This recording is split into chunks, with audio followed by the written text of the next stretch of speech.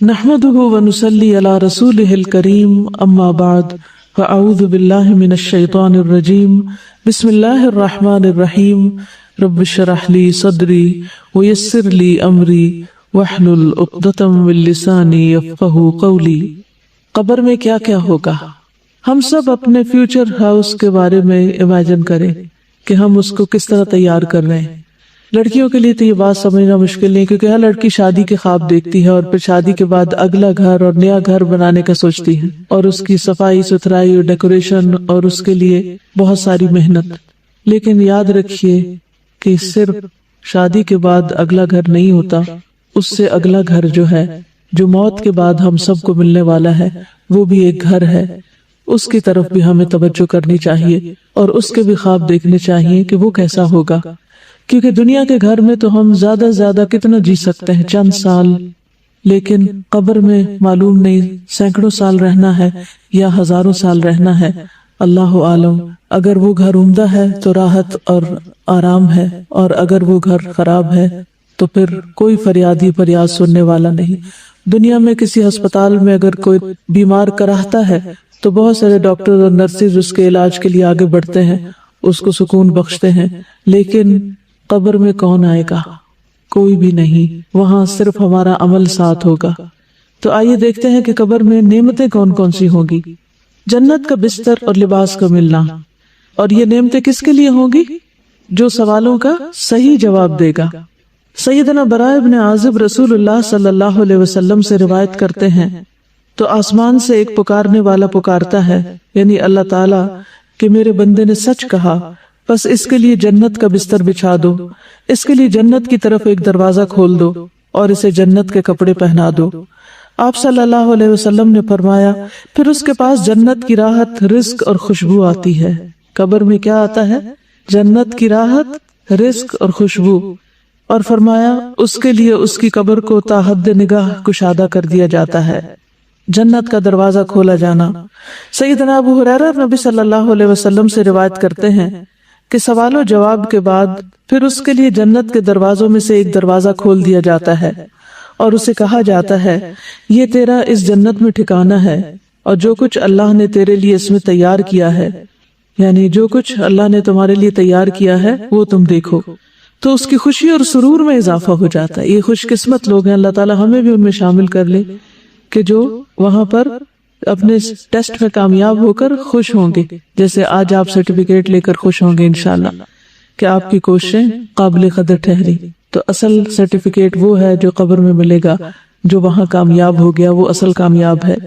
پھر اس کے لیے جہنم کے دروازوں میں سے ایک دروازہ کھولا جاتا ہے اور اسے کہا جاتا ہے، اگر تو نے اس کی نافرمانی کی ہوتی تو یہ تیرا ٹھکانہ ہوتا، اور جو کچھ اللہ نے اس میں تیرے لیے تیار کیا ہوا ہے تو اس کی خوشی اور سرور میں اضافہ ہو جاتا ہے کہ شکر اللہ نے مجھے آگ سے بچا لیا۔ صبح و شام جنت کا ٹھکانہ دکھایا جاتا ہے، جیسے بیڈ روم کے اندر ٹیلی ویژن میں لوگ طرح طرح کے مناظر دیکھتے ہیں، نیچرل بیوٹی دیکھتے ہیں یا اور خوبصورت چیزیں دیکھتے ہیں، تو بیٹھے بیٹھے اپنے بیڈ روم میں ہی خوش ہو رہے ہوتے ہیں۔ تو اسی طرح قبر میں لیٹے ہوئے جب اہل جنت، یعنی جن کو انشاءاللہ کامیابی نصیب ہوگی، وہ جنت کا اپنا ٹھکانہ دیکھتے ہیں تو اس کو دیکھ کر خوش ہوتے رہتے ہیں۔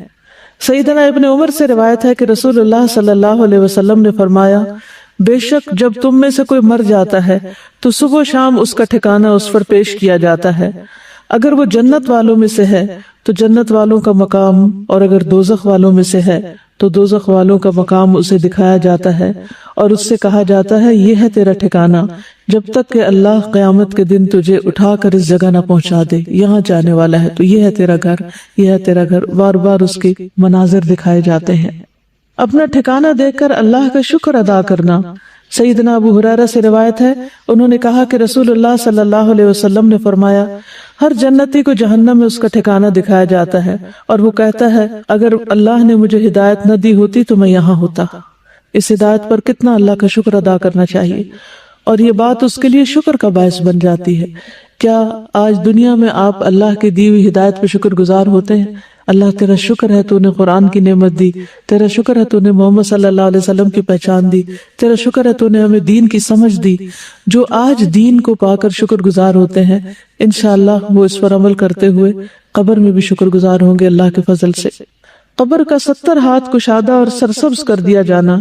قتادہ کہتے ہیں کہ ہمیں یہ بات بتائی گئی کہ اس کے لیے اس کی قبر 70 ہاتھ کشادہ کر دی جاتی ہے اور اس کو اس دن تک سبزے اور خوشحالی سے بھر دیا جاتا ہے جب وہ لوگ اٹھائے جائیں گے، یعنی قبر کے اندر بھی ایک سبزہ ہوتا ہے اور قیامت تک اس کی قبر کے اندر یہی رہتا ہے۔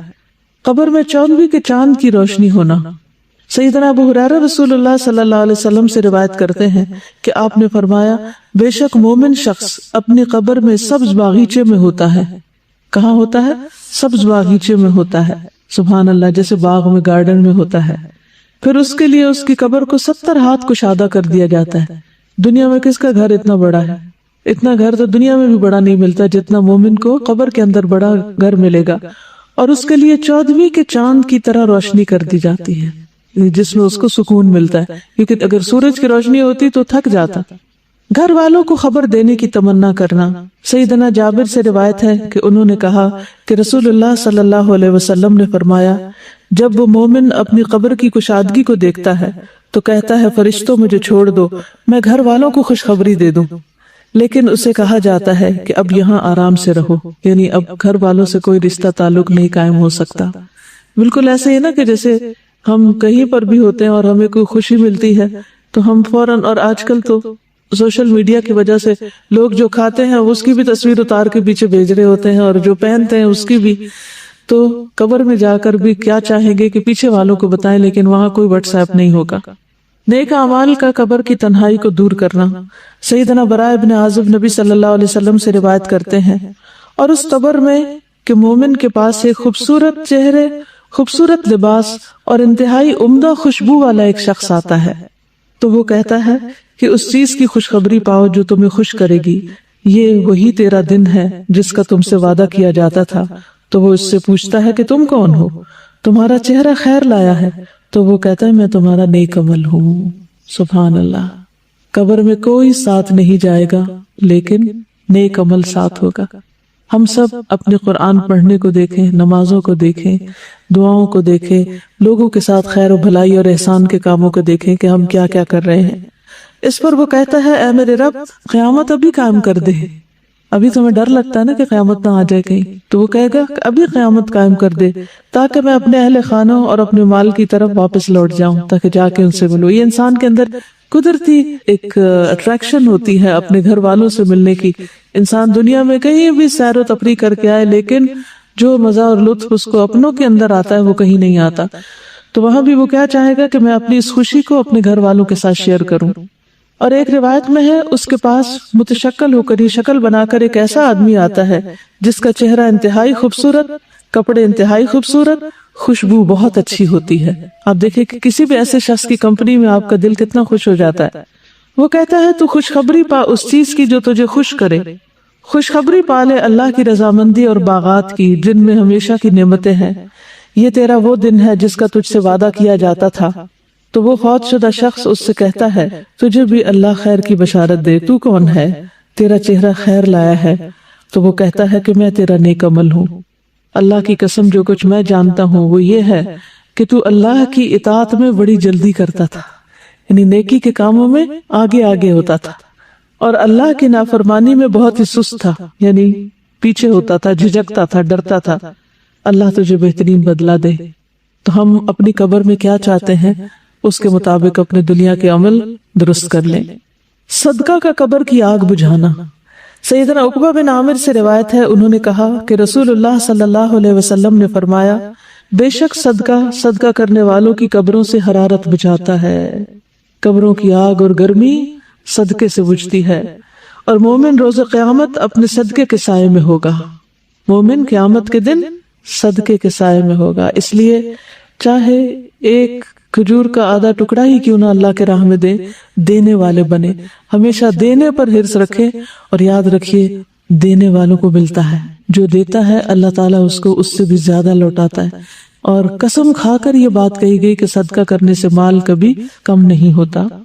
سیدنا ابو ہریرہ سے روایت ہے کہ رسول اللہ صلی اللہ علیہ وسلم نے فرمایا، اس میت کے لیے اس کی قبر کی لمبائی اور چوڑائی میں 70 ہاتھ فراخ کر دی جاتی، کھلی کر دی جاتی ہے، پھر اس کے لیے اس میں روشنی کر دی جاتی ہے، پھر اسے کہا جاتا ہے کہ سو جاؤ، تو وہ کہتا ہے میں اپنے گھر والوں کی طرف لوٹ جاؤں تاکہ میں انہیں خبر دے دوں، تو وہ دونوں کہتے ہیں اس دلہن کی طرح سو جاؤ جسے کوئی نہیں جگاتا مگر وہ جو اس کو سب سے زیادہ پیارا ہوتا ہے، یہاں تک کہ اللہ اسے اس کی اس خوابگاہ سے اٹھائے گا، یعنی قیامت کے دن پھر وہ آرام سے اس نیند سے اٹھے گا۔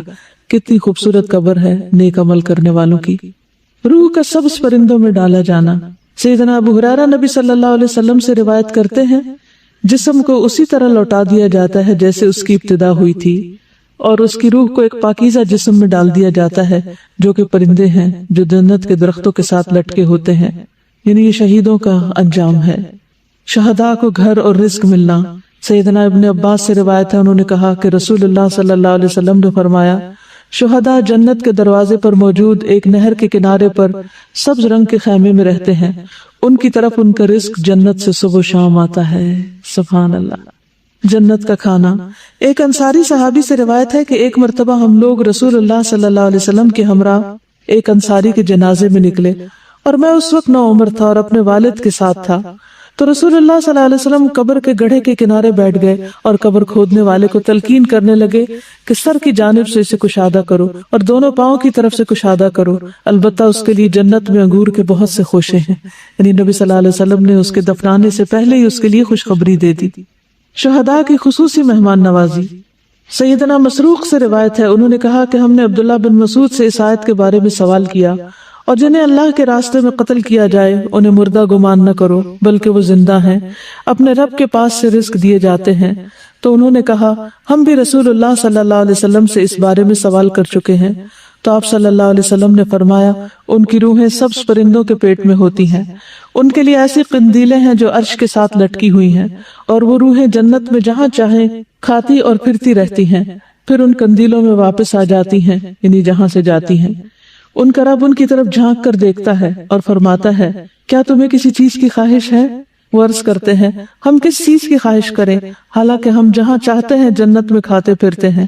اللہ تعالیٰ ان سے اس طرح 3 مرتبہ فرماتا ہے، پھر جب وہ دیکھتے ہیں کہ انہیں کوئی چیز مانگے بغیر چھوڑا نہیں جائے گا تو وہ عرض کرتے ہیں اے رب ہم چاہتے ہیں کہ تو ہماری روحیں ہمارے جسموں میں لوٹا دے، یہاں تک کہ ہم تیرے راستے میں ایک مرتبہ پھر قتل کیے جائیں۔ پھر جب اللہ دیکھتا ہے کہ انہیں اب کوئی ضرورت نہیں تو انہیں چھوڑ دیا جاتا ہے، یعنی اللہ تعالیٰ ان کی اتنی کیئر کرتے ہیں۔ نیک اعمال کا ثواب پہنچتے رہنا۔ 3 قسم کے اعمال کا سلسلہ جاری رہنا۔ سیدنا ابو ہریرہ سے روایت ہے کہ رسول اللہ صلی اللہ علیہ وسلم نے فرمایا جب انسان فوت ہو جاتا ہے تو 3 اعمال کے سوا اس کے تمام اعمال کا سلسلہ منقطع ہو جاتا ہے، صدقہ جاریہ، یا وہ علم جس سے نفع اٹھایا جاتا رہے، یا نیک اولاد جو اس میت کے لیے دعا کرتی ہے، یہ مرنے کے بعد بھی نیکیوں میں اضافے کا سبب بنتے ہیں۔ اولاد کی دعا سے درجات بلند ہونا۔ سیدنا ابو ہریرہ سے روایت ہے، انہوں نے کہا کہ رسول اللہ صلی اللہ علیہ وسلم نے فرمایا بے شک اللہ عز و جل جنت میں نیک آدمی کا درجہ بلند فرمائیں گے تو وہ عرض کرے گا اے رب یہ درجہ مجھے کیسے حاصل ہوا؟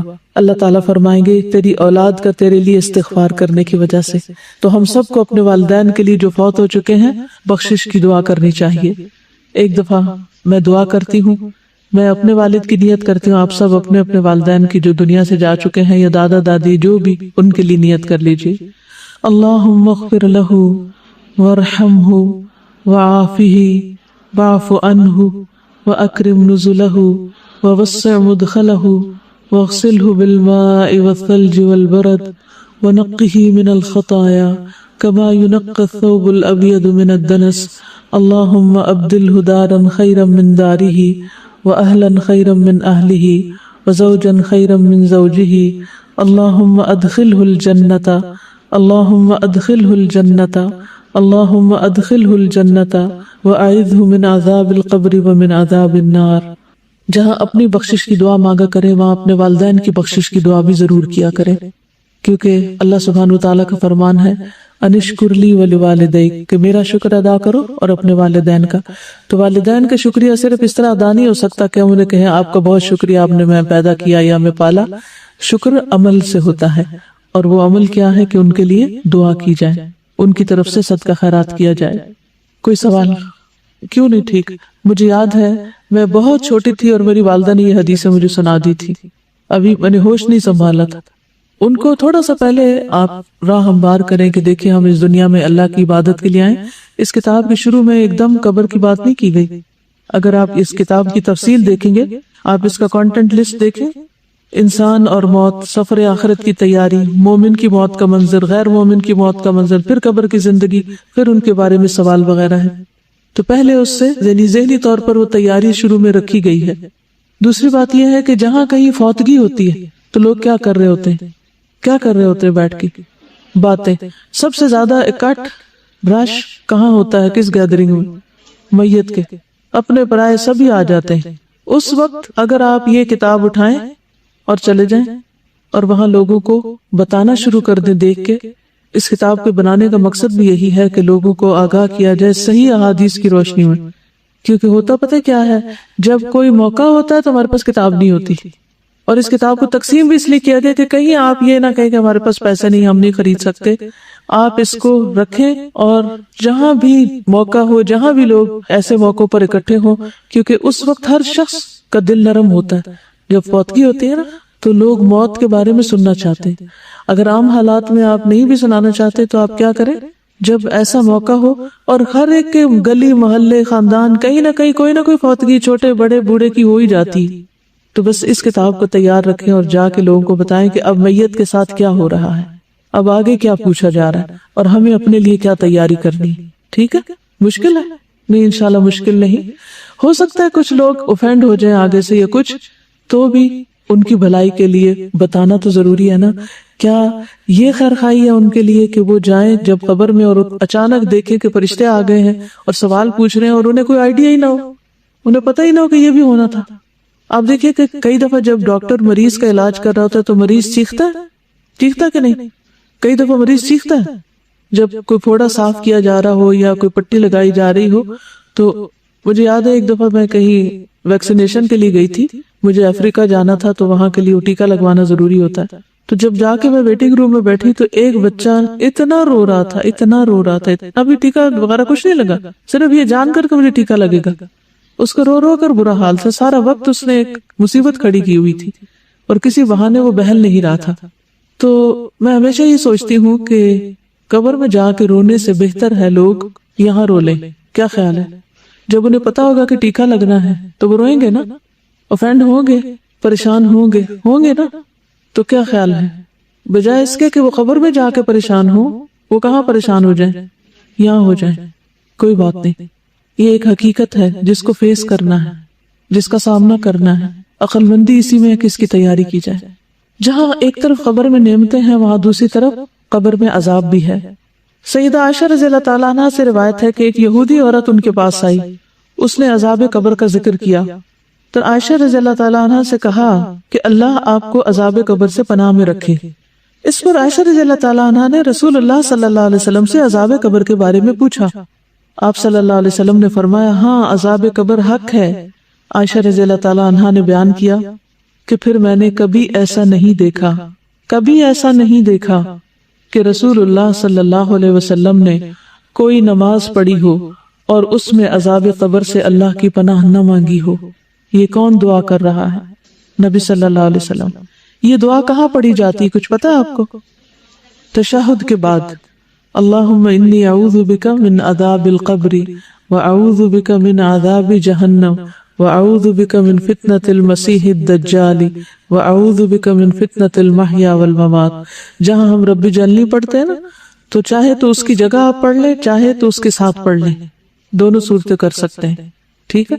تو نبی صلی اللہ علیہ وسلم اس دعا کو ہمیشہ پڑھتے تھے. ہمیں بھی پڑھنی چاہیے اور قبر کے عذاب سے پناہ مانگنی چاہیے.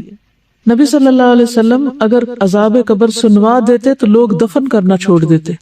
سیدنا انس سے روایت ہے کہ نبی صلی اللہ علیہ وسلم نے فرمایا اگر مجھے یہ ڈر نہ ہوتا کہ تم لوگ اپنے مردوں کو دفن کرنا چھوڑ دو گے تو میں اللہ سے دعا کرتا کہ وہ تمہیں قبر کا عذاب سنا دے.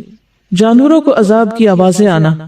سیدنا ابن مسعود سے روایت ہے کہ آپ صلی اللہ علیہ وسلم نے فرمایا بے شک مردوں کو ان کی قبروں میں عذاب دیا جاتا ہے یہاں تک کہ یقیناً جانور ان کی آوازیں سنتے ہیں. سیدنا زید بن ثابت سے روایت ہے کہ انہوں نے کہا کہ نبی صلی اللہ علیہ وسلم اپنے گدھے پر سوار ہو کر بنو نجار کے باغ میں جا رہے تھے اور ہم بھی آپ کے ساتھ تھے کہ اچانک وہ گدھا بدک گیا قریب تھا کہ وہ آپ کو نیچے گرا دے، یعنی ایک دم سرکش ہو گیا۔ دیکھا تو وہاں 6 یا 5 یا 4 قبریں تھیں۔ آپ صلی اللہ علیہ وسلم نے فرمایا کیا کوئی ان قبر والوں کو جانتا ہے؟ تو ایک آدمی نے عرض کیا کہ میں جانتا ہوں۔ آپ نے فرمایا یہ لوگ کب مرے تھے؟ اس آدمی نے عرض کیا یہ لوگ شرک کی حالت میں مرے۔ تو آپ صلی اللہ علیہ وسلم نے فرمایا بے شک ان لوگوں کو ان کی قبروں میں عذاب ہو رہا ہے۔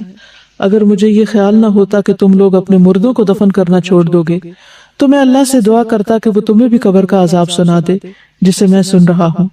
پھر آپ صلی اللہ علیہ وسلم نے اپنے چہرے کا رخ ہماری طرف کیا اور فرمایا تم لوگ آگ کے عذاب سے اللہ کی پناہ مانگو۔ انہوں نے یعنی صحابہ نے عرض کیا ہم آگ کے عذاب سے اللہ کی پناہ مانگتے ہیں۔ پھر آپ صلی اللہ علیہ وسلم نے فرمایا تم قبر کے عذاب سے اللہ کی پناہ مانگو۔ انہوں نے صحابہ نے عرض کیا ہم قبر کے عذاب سے اللہ کی پناہ مانگتے ہیں۔ پھر آپ نے فرمایا تم ہر قسم کے ظاہری اور باطنی فتنوں سے اللہ کی پناہ مانگو۔ انہوں نے عرض کیا ہم ہر قسم کے ظاہری اور باطنی فتنوں سے اللہ کی پناہ مانگتے ہیں۔ آپ نے فرمایا تم دجال کے فتنے سے اللہ کی پناہ مانگو۔ انہوں نے صحابہ نے عرض کیا ہم دجال کے فتنے سے اللہ کی پناہ مانگتے ہیں۔ یہاں سے یہ بھی پتہ چلتا ہے کہ نبی صلی اللہ علیہ وسلم کی جو تعلیم تھی وہ سچویشنل بھی ہوتی تھی، جس وقت جو سچویشن پیش آتی اس کے مطابق لوگوں کو تعلیم دیتے تھے۔ کیا آپ شادی کی مجلس میں یہ کتاب لے جائیں گی؟ کیا خیال ہے؟ شادی والے دن شادی والے گھر میں یہ کتاب سنائیں گی؟ نہیں۔ نبی صلی اللہ علیہ وسلم نے صحابہ کو قبر وغیرہ کے بارے میں کس وقت بتایا؟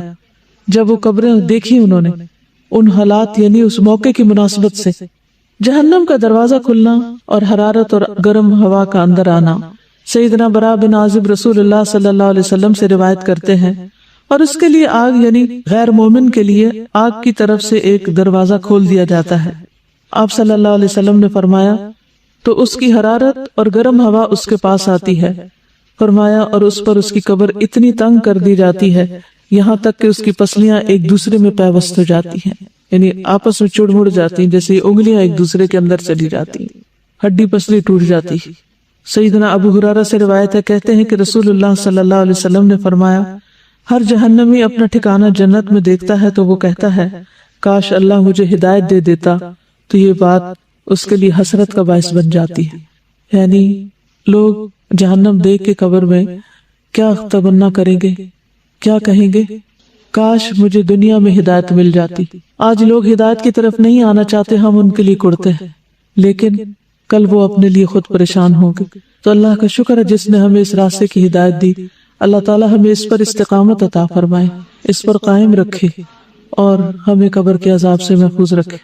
جہنم سے لباس اور بستر آنا اور آگ کی طرف دروازہ کھلنا، سیدنا براء بن عازب رسول اللہ صلی اللہ علیہ وسلم سے روایت کرتے ہیں، غیر مومن کے جواب پر آسمان سے ایک منادی آواز لگاتا ہے کہ اس نے جھوٹ بولا، اس کے لیے آگ کا بستر بچھا دو اور آگ کا لباس پہنا دو اور اس کے لیے آگ کی طرف دروازہ کھول دو۔ زمین کا باہم مل جانا اور پسلیوں کا ایک دوسرے میں گھس جانا۔ سیدنا ابو ہریرہ سے روایت ہے، کہتے ہیں کہ رسول اللہ صلی اللہ علیہ وسلم نے فرمایا پس زمین کو حکم دیا جاتا ہے کہ اس پہ مل جا، یعنی تنگ ہو جا، تو وہ زمین اس پر مل جاتی ہے تو اس کی پسلیاں ایک دوسرے میں پیوست ہو جاتی ہیں، پھر وہ شخص اسی عذاب میں مبتلا رہے گا یہاں تک کہ اللہ اسے اس کی اس جگہ سے اٹھا دے گا۔ یعنی تھوڑی دیر بھی جگہ تنگ ہو تو ہمارا دل گھبرانے لگتا ہے، کوئی کمرہ تنگ ہو، تنگی میں ہم کتنے پریشان ہوتے ہیں۔ تو آپ سوچئے کہ غیر مومن کے لیے، کافر یا منافق کے لیے قبر تنگ ہوگی اور اسی تنگی میں وہ رہے گا جیسے جیل خانے میں ہو۔ سیدنا ابو ہریرہ نبی صلی اللہ علیہ وسلم سے روایت کرتے ہیں کہ نبی صلی اللہ علیہ وسلم نے فرمایا اور بے شک کافر کے پاس جب اس کے سر کی طرف سے آیا جاتا ہے تو وہاں کوئی چیز موجود نہیں ہوتی، پھر اس کی دائیں طرف سے آیا جاتا ہے تو وہاں کوئی چیز موجود نہیں ہوتی، پھر اس کی بائیں طرف سے آیا جاتا ہے تو کوئی چیز موجود نہیں ہوتی، پھر اس کے دونوں پاؤں کی طرف سے آیا جاتا ہے تو وہاں کوئی چیز موجود نہیں ہوتی، یعنی کوئی عمل نہیں ہوتا۔ اگر آپ پیچھے سے کتاب پڑھیں گے تو اس میں مومن کے بارے میں بتایا جاتا ہے کہ سر کی طرف سے نماز آ جائے گی، دائیں طرف سے صدقہ آ جائے گا جسے دائیں ہاتھ سے دیتا تھا، بائیں طرف سے امر بالمعروف نہی عن المنکر وغیرہ، اور پاؤں کی طرف سے اور بھی نیکیاں جو ہیں وہ اس کی آ جائیں گی۔ پھر اس کا نیک عمل اس کے ساتھ ہوگا، جو قرآن اس نے پڑھا ہوگا وہ اس کے پاس ہوگا، یعنی جو جو اچھے کام کیے ہوں گے وہ قبر میں سارے اس کے لیے قبر کو خوبصورت بنائیں گے۔ لیکن کافر اور منافق چونکہ اس کا عقیدہ ہی ٹھیک نہیں تھا تو اس نے جو نیکیاں کی وہ بھی ضائع ہو گئی، یا دنیا میں اس کو اس کا اجر مل گیا اور آخرت میں اس کے لیے کچھ بھی نہیں ہوگا۔ اعمال کا انتہائی کبھی شکل میں آنا، سیدنا براء ابن عازب نبی صلی اللہ علیہ وسلم سے روایت کرتے ہیں اور اس کے پاس ایک بدصورت آدمی گندے کپڑے والا بدبودار شخص آتا ہے. وہ کہتا ہے اس چیز کی خوشخبری پاؤ جو تمہیں بری لگتی ہے، تو یہ تیرا وہی دن ہے جس کا تجھ سے وعدہ کیا گیا تھا. تو وہ پوچھتا ہے کہ تو کون ہے؟ تیرے چہرے سے شر کی خبر معلوم ہوتی ہے. وہ کہتا ہے میں تیرا گندا عمل ہوں. وہ کہتا ہے میرے رب تو قیامت قائم نہ کرنا. مومن کیا چاہتا ہے؟ اے رب قیامت قائم کر، اور کافر چاہے گا کہ قیامت قائم نہ ہو. اندھا بہرا فرشتہ مقرر کیا جانا. سیدنا براء ابن عازب رسول اللہ صلی اللہ علیہ وسلم سے روایت کرتے ہیں پھر اس پر ایک اندھا بہرا فرشتہ مقرر کر دیا جاتا ہے. اس کے پاس لوہے کا ایک ایسا گرز ہیمر ہوتا ہے کہ اگر اسے پہاڑ پہ مارا جائے تو پہاڑ ریزہ ریزہ ہو جائے، اتنی زور کی پٹائی ہوتی. فرمایا پھر وہ اس گرز سے اس کو مارتا ہے اور اس کی مار کی آواز کو مشرق و مغرب کے درمیان کی ہر چیز سنتی ہے سوائے جن و انس کے. پھر وہ مردہ بھی مٹی ہو جاتا ہے، پھر اس میں روح لوٹا دی جاتی. بار بار وہ مرتا اور جیتا ہے اور اس مصیبت سے گزرتا ہے. لوہے کے ہتھوڑے سے دونوں کانوں کے درمیان یعنی گدی پر مار پڑنا. سیدنا انس رضی اللہ تعالیٰ عنہ نبی صلی اللہ علیہ وسلم سے روایت کرتے ہیں کہ نبی صلی اللہ علیہ وسلم نے فرمایا پھر اس کے دونوں کانوں کے درمیان لوہے کے ہتھوڑے سے ایک ضرب لگائی جاتی ہے تو وہ زور سے چیخ اٹھتا ہے. اس کی چیخ و پکار کو جن و انس کے علاوہ اس کے آس پاس کی تمام مخلوق سنتی ہے. قبر میں کیڑے پکوڑوں اور سانپ کا ڈسنا اور نوچنا.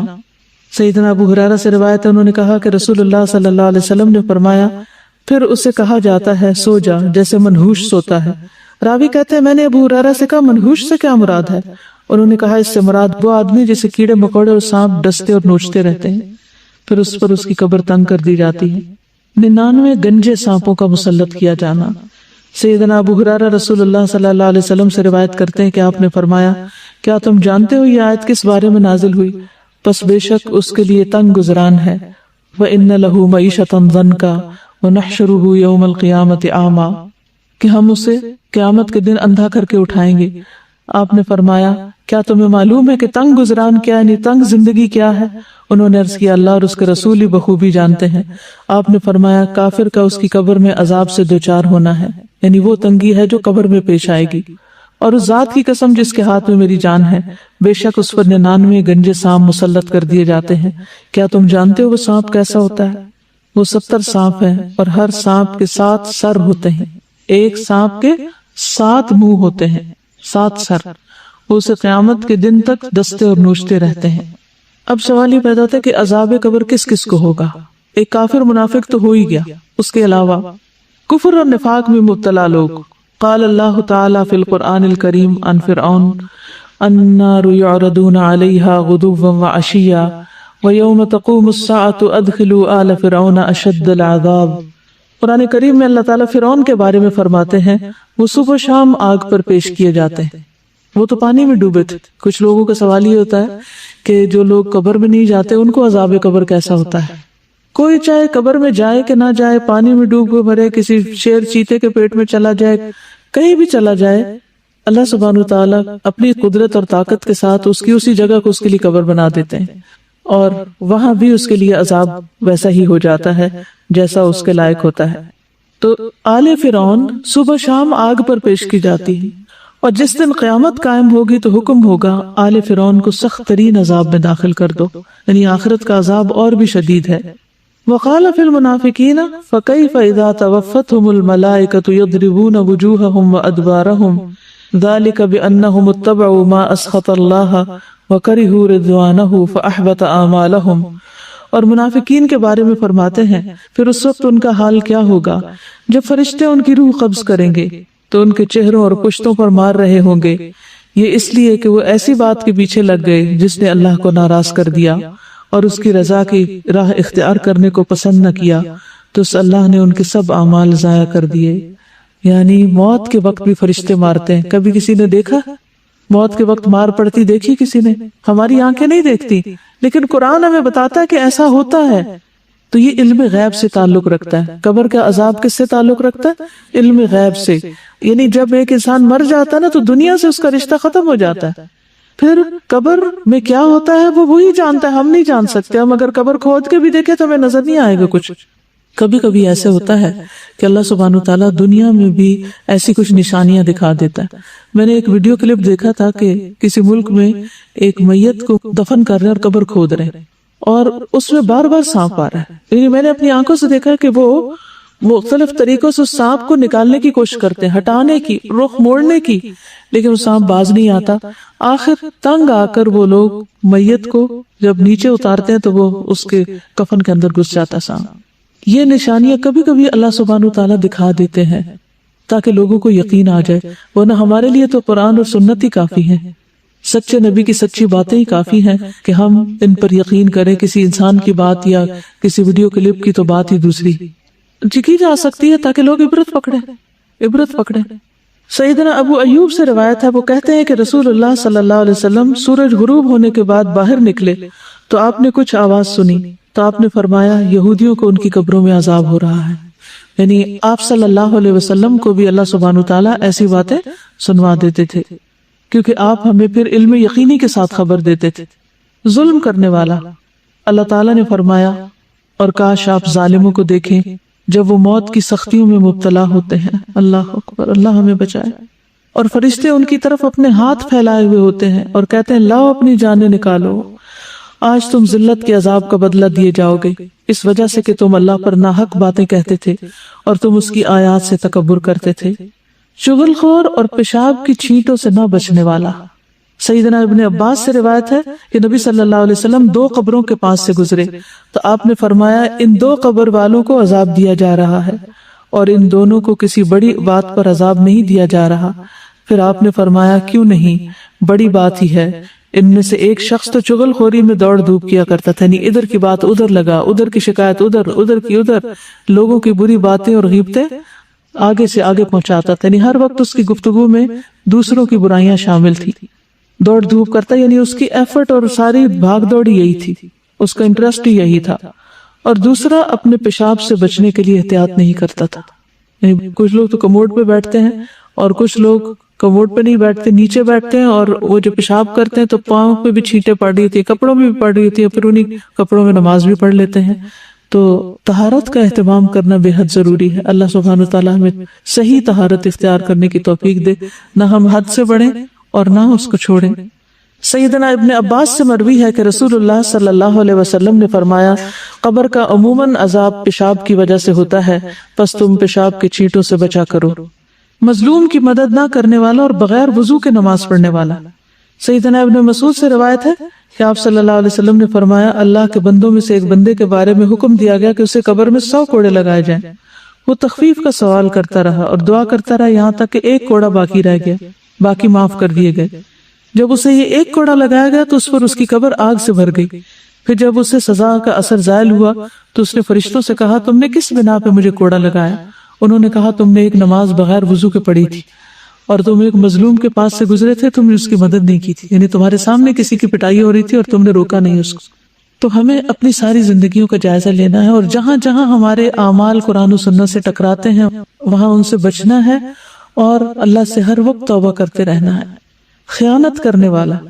سیدنا ابو ہریرہ سے روایت ہے کہ جب ہم نے خیبر فتح کیا تو ہمیں مال غنیمت میں سونا اور چاندی نہیں ملے بلکہ گائے، اونٹ، سامان اور باغات ملے تھے. پھر ہم رسول اللہ صلی اللہ علیہ وسلم کے ساتھ وادی خورا کی طرف لوٹے اور آپ کے ہمراہ آپ کا غلام تھا جس کو مدہم کہا جاتا تھا، جو بنو ذباب کے ایک آدمی نے آپ کو ہدیے میں دیا تھا. اس دوران کہ وہ رسول اللہ صلی اللہ علیہ وسلم کا کجاوا اتار رہا تھا کہ اچانک نامعلوم سمت سے ایک تیر آ کر اس غلام کو لگ گیا. لوگوں نے کہا اس کے لیے شہادت مبارک ہو. تو رسول اللہ صلی اللہ علیہ وسلم نے فرمایا ہرگز نہیں، اس ذات کی قسم جس کے ہاتھ میں میری جان ہے، جو چادر اس نے خیبر کے دن تقسیم ہونے سے پہلے مال غنیمت میں سے چرائی تھی وہ اس پر آگ کا شعلہ بن کر بھڑک رہی ہے. یہ شخص کون تھا؟ مومن تھا نا؟ کون تھا؟ نبی صلی اللہ علیہ وسلم کی خدمت کرتا تھا، اتنا بڑا اعزاز اس کو حاصل تھا، لیکن اس کے ساتھ اس نے ناسمجھی کی وجہ سے کیا کیا؟ چادر چوری کر لی بیت المال میں سے. اللہ کا مال، لوگوں کی ڈونیشن جو ہوتی ہے، یعنی جیسے آپ میں سے کئی انچارجز ہوں گی، کئی برانچ انچارجز ہوں گی، کئی ڈونیشن جمع کرتے ہوں گے، وہ آپ کے لیے کالے سانپ کی طرح ہے کہ اس کو آپ اپنی ذات پہ نہیں لگا سکتے کہ آپ اللہ کے دین کی خدمت کے لیے پیسہ اکٹھا کریں اور پھر ذاتی فائدے اٹھانا شروع کر دیں. یہ اپنی آخرت عاقبت خراب کرنے کے برابر ہے. ایک سوئی دھاگا بھی اس میں سے نہیں لینا چاہیے. لوگ جس مقصد کے لیے جو مال دیں اس کو وہی خرچ کر دینا چاہیے اور اس کی حفاظت بھی کرنی چاہیے. اسے ضائع ہونے کے لیے اور چوری ہونے کے لیے نہیں چھوڑ دینا چاہیے. یہ بات سن کر ایک آدمی 1 یا 2 تسمے لے کر آیا تو کہنے لگا یہ چیز میں نے اٹھائی تھی. تو رسول اللہ صلی اللہ علیہ وسلم نے فرمایا یہ بھی آگ کا 1 تسمہ یا 2 تسمے بنتے. اگر تم اس کو نہ جمع کراتے تو یہ تمہارے لیے آگ بن جاتے. جھوٹ بولنے والا. استغفر اللہ استغفر اللہ. سیدنا سمرہ بن جندب سے روایت ہے، کہتے ہیں کہ نبی صلی اللہ علیہ وسلم نے فرمایا آج رات میں نے 2 آدمیوں کو دیکھا جو میرے پاس آئے. ان دونوں نے کہا کہ جسے آپ نے دیکھا ہے اس کی باچھ کو چیرا جا رہا تھا. وہ بڑا ہی جھوٹا تھا. جو ایک جھوٹی بات کرتا اور اس سے وہ جھوٹ نقل کیا جاتا یہاں تک کہ دنیا کے کونوں میں پہنچ جاتا. قیامت کے دن تک اس کو یہی سزا ملتی رہے گی. اور بعض اوقات ہمارے اخبار، ریڈیو، ٹیلی ویژن جھوٹی خبریں آگے نشر کرتے ہیں. اسی طرح بعض اوقات واٹس ایپ پر ہم جھوٹی خبریں آگے پہنچاتے ہیں بغیر جانے کوئی بھی چیز آگے نہ پہنچائے. آج کل لوگوں کی بہت عادت ہے کوئی کسی کا بیان سنا یہ نہ دیکھا کہ اس میں کون سی چیز قرآن سے ثابت ہے یا حدیث سے ثابت ہے. جھوٹی روایات، جھوٹے قصے صرف ایک انٹرٹینمنٹ کے طور پر آگے سے آگے بیان کرتے ہیں. بعض اوقات جھوٹے لطیفے اور ایسی چیز کو حدیث بنا کر پیش کرنا جو حدیث ہے ہی نہیں یا ضعیف حدیثیں ہیں. تو ان چیزوں کو بھی آگے فارورڈ کرنے سے پرہیز کریں. کوئی ضروری نہیں ہوتا کہ ہم ہر چیز ہی دوسروں تک پہنچائیں. جو چیز صاف ستھری، صحیح اور درست ہو اسی کو آگے پہنچائیں تاکہ ہمارے لیے صدقہ جاریہ بنے نہ کہ عذاب جاریہ. سیدنا عمر نبی صلی اللہ علیہ وسلم سے روایت کرتے ہیں کہ آپ نے فرمایا میت کو اس کی قبر میں اس پر کیے جانے والے نوحے کی وجہ سے عذاب دیا جاتا ہے. ہم نے ایک وصیت نامہ چھاپ کے رکھا ہوا کاغذ یہاں پر ہوگا. آپ سب اپنے گھر والوں کے لیے وہ پیپر لکھ کے رکھ سکتے ہیں اپنے دستخط کے ساتھ کہ جب ہم فوت ہوں تو ہمارے پر بین نہ کیا جائے. سیدنا ابو موسیٰ اشعری سے روایت ہے رسول اللہ صلی اللہ علیہ وسلم نے فرمایا جب کوئی مرنے والا مرتا ہے تو اس پر رونے والا کھڑا ہو اور وہ کہے کہ اے میرے پہاڑ، اے میرے سردار یا اسی قسم کے کوئی اور الفاظ تو میت پر 2 فرشتے مقرر کیے جاتے ہیں جو اس کے سینے پہ گھونسا مارتے اور پوچھتے ہیں کیا تو ایسا ہی تھا. تو اس لیے اپنی بے جا تعریفیں بھی پسند نہیں کرنی چاہیے اور لوگوں کو منع کیا جائے کہ ہماری بلا ضرورت تعریف نہ کرے کیونکہ بعض اوقات مبالغہ آرائی ہوتی ہے تعریف میں. تو جو جھوٹی تعریفیں ہیں وہ بھی میت کے لیے مصیبت کا باعث بنتی ہیں. سیدنا انس سے روایت ہے انہوں نے کہا کہ ایک شخص پہلے عیسائی تھا پھر مسلمان ہو گیا. اس نے سورۃ البقرہ اور آل عمران پڑھی تو نبی صلی اللہ علیہ وسلم کا کاتب بن گیا. لیکن پھر وہ شخص مرتد ہو کر عیسائی ہو گیا تو وہ کہنے لگا کہ محمد صلی اللہ علیہ وسلم کے لیے جو کچھ میں نے لکھ دیا ہے اس کے سوا محمد کو اور کچھ بھی معلوم نہیں. پھر اللہ تعالیٰ نے اسے موت دی، لوگوں نے اسے دفن کر دیا. جب صبح ہوئی تو انہوں نے دیکھا کہ زمین نے اسے باہر پھینک دیا تھا. لوگوں نے کہا یہ محمد صلی اللہ علیہ وسلم اور اس کے ساتھیوں کا کام ہے. چونکہ یہ ان سے فرار ہو گیا تھا اس لیے انہوں نے ہمارے ساتھی کی قبر اکھاڑ دی اور اسے باہر نکال پھینکا ہے. چنانچہ انہوں نے دوسری قبر کھودی جو بہت زیادہ گہری تھی، لیکن جب صبح ہوئی تو پھر زمین نے اسے باہر پھینک دیا. اس مرتبہ بھی انہوں نے یہی کہا کہ یہ محمد صلی اللہ علیہ وسلم اور ان کے ساتھیوں کا کام ہے. چونکہ یہ ان سے فرار ہو گیا تھا اس لیے انہوں نے ہمارے ساتھی کی قبر اکھاڑ دی اور اس کو باہر ڈال دیا. پھر انہوں نے قبر کھودی اور جتنی گہری ان کے بس میں تھی اسے کر کے اس کے اندر ڈال دیا، لیکن صبح ہوئی تو پھر زمین نے اسے باہر پھینک دیا.